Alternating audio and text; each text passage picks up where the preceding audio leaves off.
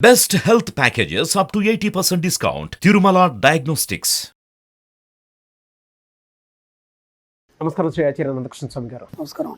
So చాలామంది అండి మనీకి సంబంధించినటువంటి విషయాల్లో మీరు చెప్పిన సబ్జెక్ట్లో, అది మోటివేషన్ వైజ్ కానివ్వండి, మెడిటేషన్ వైజ్ కానివ్వండి, లేదా సబ్జెక్ట్లో మీరు చెప్పినటువంటి కొన్ని కీ పాయింట్స్ ఉంటాయి చూసారా, అవి చాలా ఈజీ అయిపోవటం వల్ల సబ్జెక్ట్ని అంతే బాగా రిసీవ్ చేసుకోవటం జరిగింది.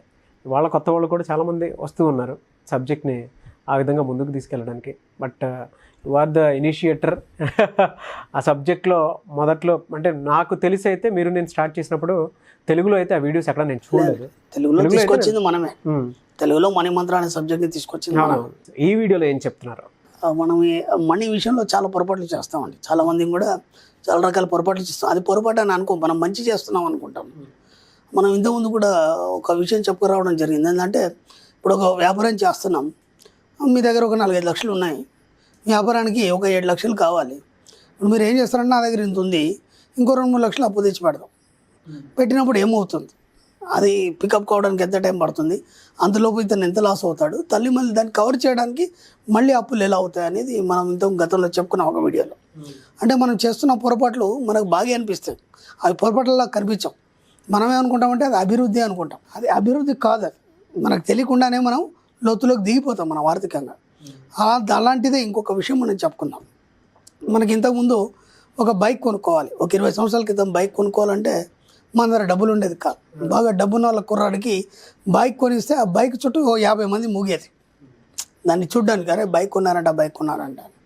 ఆ అబ్బాయి బాగా డబ్బు ఉన్నాడు కాబట్టి దర్జా చూసేది అందరు. అరే బైక్ ఉన్నదిరా, అబ్బాయికి పలానా అబ్బాయికి బైక్ ఉందని చెప్పేది అనమాట. అదొక వింత. అది ఎందుకు అప్పుడు దాన్ని రేటు ఎవరు పెట్టలేని స్థితి. రాను మార్పు ఏమొచ్చిందంటే, కంపెనీలో ఒక ఆఫర్ ఇచ్చాము మనకి. ఏమనంటే, మీరు బైక్ మొత్తం డబ్బులు కట్టాల్సిన అవసరం లేదు, కొన్ని కట్టండి, ఒక 10-20 వేలు కట్టండి, మిగతా అంతా ఇన్స్టాల్మెంట్గా మీరు నడిపించండి. ఇప్పుడు ఏమైపోయిందంటే, ఇప్పుడు మనం బైక్ కొనుక్కోవాలని డబ్బులు జమ చేసుకొని మనం బైక్ కొనేసరికంటే ఏమైపోతుందంటే, ఒక 4-5 నెలలు డబ్బులు జమ చేసుకుని బైక్ కొనే లోపు ఆ బైక్ రేట్ మారిపోతుంది, ఇంకెక్కువ అవుతుంది. అప్పుడు మళ్ళీ మనం కొనలేము. ఇప్పుడు ఇది ఎంత ఈజీగా ఉంది. దీనివల్ల ఏమవుతుందంటే, అందరూ ఆ యొక్క ఆనందాన్ని అనుభవించగలుగుతారు, ఒకటి పాయింట్. 2, కంపెనీ వాడికి సేల్స్ బాగా పెరుగుతాయి. ఓకేనా? ఒకటి, అందరూ దాన్ని కామన్గా చూస్తారు, అందరూ దాన్ని అనుభవించగలుగుతారు, కంపెనీ వాడికి సేల్స్ బాగా పెరిగిపోతాయి. ఈ ఐడియా బాగుంది. ఓకే, దాని కొని ఏం చేశారంటే, మ్యాక్సిమం అందరూ బైకులు కొనడం మొదలుపెట్టారు. ఇప్పటికి కూడా మనకు ఇన్స్టాల్మెంట్లో బైక్లు ఇస్తారు. ఓకేనా? ఓ బైక్ కొనుక్కున్నావు, బాగుంది, అంతవరకు ఓకే. తర్వాత ఆడవాళ్ళకి సంబంధించి ఎన్నో ఇన్స్టాల్మెంట్స్ ఉంటాయి. మళ్ళీ నువ్వు బైక్ కొనుక్కున్నావు అంటే ఆమె ఊరుకుంటుందా? ఆమె ఏం చేస్తుంది, నాకు ఫలానా కావాలి ఏం చేస్తుంది. ఓకేనా? ఇప్పుడు ఏం చేస్తారు, ఇప్పుడు అది కొంటారు. ఓకేనా? ఆ తర్వాత పిల్లలు ఏదో అడుగుతారు, పిల్లాడికి కూడా బైక్ కావాలి, ఎందుకంటే కాలేజీ పోవడానికో, లేకపోతే నువ్వు ఆఫీస్ పోతే వాడు ఇక్కడ తిరగడానికో దేనికో కావాలి. ఫ్రెండ్స్ అందరు కొనుక్కున్నారు, నాకు బైక్ కావాలి. ఇప్పుడు ఏమైపోయింది, పిల్లాడు కూడా కనీసం కొనియాల్సి వస్తుంది. అవసరమా? ఇక్కడ అవసరాలు తీరుతున్నాయి, అంటే ఆనందం అనేది తీరుతుంది, అవసరాలకు సరిపడా డబ్బు లేదు. ఇక్కడ ఏమవుతుందంటే, ఒక్క వస్తువు వరకు ఓకే. మనకేమైపోయిందంటే, మనకే కాదు అమెరికాలో కూడా ఈ వాయిదా పద్ధతుల మీద చాలామంది అమెరికా ప్రజలు ఒక రకమైనటువంటి స్థితికి వెళ్ళిపోయినారు. ఇది ఎందుకు ఇలా మొత్తం ఆర్థిక వ్యవస్థ అంతా అతలకుతలం అయిపోయి ఈ వాయిదా పద్ధతుల మీద చాలామంది జనాలు ఒక రకమైన స్థితిలోకి వెళ్ళిపోయినారు. ఎందుకనేది పరిశోధన చేసినప్పుడు ఏమవుతుందంటే, దీని కింద మన క్రెడిట్ కార్డ్ బిల్స్ కూడా వస్తాయి. క్రెడిట్ కార్డ్ బిల్స్ కూడా నువ్వు కట్టలేదు అనుకో, వాడు ఏం చేస్తాడు, నువ్వు ఒకేసారి కట్టలేవు కాబట్టి ఇన్స్టాల్మెంట్గా కట్టంటాడు. అంటే అది కూడా వాయిదానే. నేను స్టార్టింగ్ నుంచి చెప్తున్నాను, మన సబ్జెక్ట్లో క్రెడిట్ లేదు, అప్పు లేదు. ఓకే, 2 ఇన్స్టాల్మెంట్ లేదు, 3 స్కీమ్లు లేవు, 4 లాటరీ పద్ధతులు లేవు. ఇవన్నీ ఏమి లేవు మన సబ్జెక్టులో. ఎందుకంటే నువ్వు ఎంతైతే దానికి అలవాటు పడతావో నీ యొక్క జీవితం అటువైపు తీసుకెళ్తావు. ఇప్పుడు ఏమైంది, నీకు వచ్చేది 50,000 శాలరీ. ఆ 50,000 శాలరీలో 4 ఇన్స్టాల్మెంట్లు కట్టాలి. 4 ఇన్స్టాల్మెంట్ యావరేజ్గా ఒక 3,000 వేసుకోండి, 4,12,000 పోయింది. అప్పటికే నీకు ఇంకా మళ్ళీ ఇవి కాకుండా నీ పర్సనల్గా చిట్టీలు అని ఫైనాన్స్లో అవన్నీ ఉంటాయి, అవి కట్టాలి. వీటితో పాటు నీ రెంట్ మళ్ళీ మంత్ మొత్తం నడవాలి. ఇప్పుడు నీకు ఎంత బర్డన్ అయింది, అది నీకు ఎంత బర్డన్ అయింది. కాబట్టి ఇక్కడ ఏం చేస్తామంటే, ఒకటి పెట్టుకో ఇన్స్టాల్మెంట్, ఏదో ఒకటి. అంటే నీ మీద బర్డన్ పడద్దు. మనం ఏమనుకుంటామంటే, ఏముంది 2-3 వేలే కదా కట్టేద్దాం, ఏదో ఒకటి అడ్జస్ట్ చేసి కట్టేద్దాం.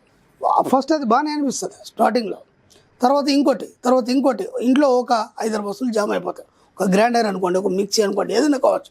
అవన్నీ ఇన్స్టాల్మెంట్లో వస్తున్నాయి మనకి. ఇప్పుడు ఎక్కడైనా అందరూ ఇన్స్టాల్మెంట్ మెథడ్ అనేది బాగా పెట్టారు, ఎందుకంటే వాళ్ళకి సేల్స్ కావాలి. కంపెనీ వాళ్ళు ఆలోచిస్తున్నారు, బాగానే ఉంది.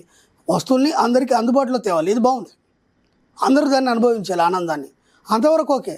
కానీ ఇప్పుడు ఆనందమో ఏమైపోతుంది, విషాదం అవుతుంది. అది ఎవరు కొని తెచ్చుకుంటున్నారు, మీరే కొని తెచ్చుకుంటున్నారు. అంటే ఎంతవరకు స్వీకరించాలి అంతవరకు మాత్రమే మీరు స్వీకరించాలి. ఒక్క అడుగు మీదకి వేసారనుకోండి, అప్పుడు ఏమైపోతుంది, ఆనందం కాస్త విషాదం అయిపోతుంది. ఇప్పుడు ఆ కట్టలేని పరిస్థితిలో మీరు ఎంత కొట్టుమిట్టాడతారంటే, కట్టకపోతే వాడు వచ్చి వస్తువులు లాక్కెళ్తే ఎంత క్షేమం, మీ చుట్టుపక్కల వాళ్ళ దగ్గర, మీ ఫ్యామిలీ దగ్గర ఎంత క్షేమం. రెండు, ఆ కట్టడానికి మళ్ళీ మీరేం చేస్తారంటే ఇంకా అప్పులు చేయడం జరుగుతుంది. ఇప్పుడు ఇదే అప్పు అంటే అది కట్టడానికి మళ్ళీ అప్పులు చేయడం. ఇక మీరు ఈ అప్పుల ఊబిలోంచి బయట ఎప్పుడు పడతారు? మన సబ్జెక్ట్లో మనం ఇప్పుడు దాదాపు ఒక 450 వీడియోల దగ్గరకు వచ్చాం. ఎప్పటి నుంచో మనం ఇదే చెప్పుకుంటున్నాం. మన సబ్జెక్ట్లో అప్పులు అనేది లేదు, ఒకటి.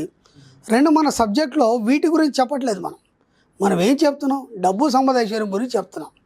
అవి 3 మాత్రమే మన మైండ్లో ఉంటాయి. అవి ఉన్నప్పుడు నీకు మళ్ళీ అప్పు అనేది రాదు. కానీ ఇంత చెప్తున్నా ఏమనుకుంటున్నారంటే, అందరు అదే అనుకొని మళ్ళీ ఆ ఇన్స్టాల్మెంట్ పద్ధతుల్లో మొత్తం ఒక 4-5 వస్తువులు తీసేసుకొని దాంట్లో ఇరుక్కుపోయి మళ్ళీ ఆర్థిక ఇబ్బందులు పడుతున్నారు. ఇప్పుడు మీరు ఎన్నిసార్లు ఈ సబ్జెక్టు మీరు ప్రాక్టీస్ చేసినా, ఎన్ని క్లాసులకు వచ్చినా, మళ్ళీ మీరు చేసేది మాత్రం అలాగే చేస్తే నీకు ఈ సబ్జెక్టు మీనింగ్ ఏముంది ఇంకా? కాబట్టి సబ్జెక్టు పట్టుకున్నారా, వాటి జోలికి పోకండి, ఓకేనా? మన సబ్జెక్ట్లో కొన్ని రూల్స్ చెప్పుకున్నాం. మనం గతంలో కూడా ఎన్నో రూల్స్ చెప్పుకున్నాం. ఈ సబ్జెక్ట్లోకి రావాలంటే ఈ రూల్స్ ఖచ్చితంగా పాటించాలి. స్టార్టింగ్లో ఎన్నోసార్లు చెప్పాను, అప్పులు ఎలా తీసేయాలి సింపుల్గా మీరు చెప్పండి. అప్పులేని జీవితాన్ని నేను ఆనందంగా గడుపుతున్నందుకు విశ్వానికి కృతజ్ఞతలు. ఏనాడు మీకు ఈ ఆలోచన రాలేదు, ఇది చెప్పాలని అనిపించలేదు, ఇలా చెప్పాలని చెప్పేవాడు లేడు మనకి. అవును, అర్థమైందా? ఇప్పుడు ఏమన్నా ఉంటాయి ఇంక మనకి శ్లోకాలు స్తోత్రాలు ఉన్నాయి, అవి మనకి ఎక్కడైనా దొరుకుతాయి. ఎవరో పెద్దలు చెప్పింది మనం వింటాం, వాటిని మనం పాటిస్తాం, ఎప్పటి నుంచో వాటిని వింటున్నాం. వాటన్నిటిపైన అవగాహన ఉంది మనకి, ఎందుకంటే అవన్నీ చిన్నప్పటి నుంచి వింటున్నాం, మన పూర్వీకుల నుంచి వింటున్నాం, అలాగే పెద్దల నుంచి వింటున్నాం, సమాజం నుంచి వింటున్నాం. ఇది ఎవరు చెప్పేవారు లేరు ఈ సబ్జెక్ట్, అవునా కదా? ఇప్పుడు ఏమైపోతుందంటే ఇదంతా కొత్తగా అనిపించినా పాటించడానికి చాలా టైం తీసుకుంటుంది. ఎందుకంటే దీంట్లోకి రావాలి మనిషి, అంటే ఇతను ఏదో ఒకటి కోరుకోవాలి. నేను ఖచ్చితంగా డబ్బు సంపద ఐశ్వర్యంతో ఆనందం గడపదలుచుకున్నాను అని నువ్వు డిసైడ్ అయితేనే ఈ సబ్జెక్ట్లోకి వస్తావు, లేకపోతే రావు. ఎన్ని ప్రయత్నాలు చేసినా, ఎన్ని వీడియోలు విన్నా, నువ్వు డిసైడ్ కానంత మటుకు రాలేవు. గుర్రాన్ని మనం నీళ్ళ వరకే తీసుకెళ్తాం, నీళ్ళు తాగించలేము. కాబట్టి అది తాగాలనుకున్నప్పుడు తాగుతారు. It's open fact. కాబట్టి నేను మన క్లాసుల విషయంలో కూడా నేను అదే చెప్తాను, ఎవరిని మనం రమ్మని బలవంతం పెట్టేది లేదు. వాళ్ళు అనుకున్నప్పుడు వాళ్ళే వస్తారు, అప్పుడు మనం చెప్పే అవసరం లేదు. కాబట్టి ఇన్ని రోజుల నుంచి మనం ఇన్ని వీడియోలు విన్నాం, ఈ సబ్జెక్ట్ గురించి విన్నాం. కనీసం ఇటువైపు ఒకసారి ప్రయత్నం చేయండి. ఎందుకంటే నేను ఒక్కరిని చెప్పేది కాదు, దీని మీద వరల్డ్ వైడ్ సబ్జెక్ట్ ఉంది. ఒకసారి స్టడీ చేయండి, ఎంతవరకు కరెక్ట్, ఎంతవరకు వాస్తవం. దీనివల్ల మనం బయటపడగలుగుతాం. ఎందుకంటే ఇప్పటివరకు మనం ఈ యొక్క సబ్జెక్ట్లో, అంటే ఈ అప్పులు ఇవన్నీ వీటిల్లో మీరు మునిగిపోయి ఉన్నారు మీ జీవితంలో. వాటి నుంచి బయటపడడానికి ఎన్నో ప్రయత్నాలు చేస్తారు, ఇప్పటికీ ఇంతవరకు కూడా పడలేకపోయినారు. దీంట్లోకి వచ్చిన తర్వాత చాలామంది జీవితాలు బాగున్నాయి. మనం ఒకసారి ట్రై చేద్దాం, వీలైతే రాచే ప్రయత్నం చేయండి. సబ్జెక్ట్లోకి రండి, క్లాస్కి కాదు. సబ్జెక్ట్లోకి వచ్చిన తర్వాత సబ్జెక్ట్ అర్థమైనాక మీరు కొంచెం ప్రాక్టీస్ చేసి ఒక 2 మెట్లు ఎక్కిన తర్వాత అప్పుడు రావాలనుకుంటే క్లాస్కి రండి.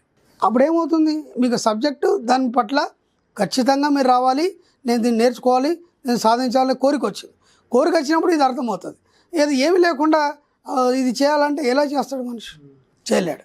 కాబట్టి ఎంత వీలైతే అంత వాయిదా పద్ధతులు తగ్గించేసేయండి, ఓకే? మన సబ్జెక్ట్లో క్రెడిట్ లేదు కాబట్టి వాయిదా పద్ధతులు కూడా క్రెడిట్ కిందకే వస్తాయి, అప్పు కిందకే వస్తాయి. మనకు ఆ డబ్బు ఉండదు, వస్తువు ఉంటుంది. మనం ఏమనుకుంటాం, డబ్బు తీసుకుంటేనే అప్పేమో, వస్తువు కాదనుకుంటాం. అలాంటి మీ మనసును మీరే అనవసరంగా నమ్మించుకొని దాన్ని మోసం చేయకండి, ఇది కూడా అప్పు కిందనే వస్తుంది. కాబట్టి అలాంటివన్నీ పక్కన పెట్టేయండి. అవసరం ఏముంది, ఆ వస్తువు లేకపోతే పన్నాడు కదా. ఇప్పుడు మిక్సర్ గ్రైండర్ లేదు, బయట ఎన్నో ఉన్నాయి, మీకు వెళ్ళి అక్కడ పట్టించుకోవచ్చు, పెద్ద సమస్య లేదు, చాలా తక్కువ రుసుమే ఉంటుంది. దాన్ని మీతోని అయినప్పుడు మాత్రమే వస్తువులు కొనుక్కోండి. అది కూడా ఎలా కొంటారు? ఇప్పుడు మనం ఏమనుకున్నాం, ఒక సోఫా కావాలనుకున్నాం. సోఫా కావాలనుకునే సోఫాలో మనకి 10,000 నుంచి 50,000 దాకా ఉంది, ₹1,00,000 కూడా ఉంది.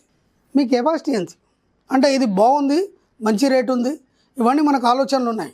కానీ మీ కెపాసిటీ ఎంత, దానికి మీరు సరిపోతుందా?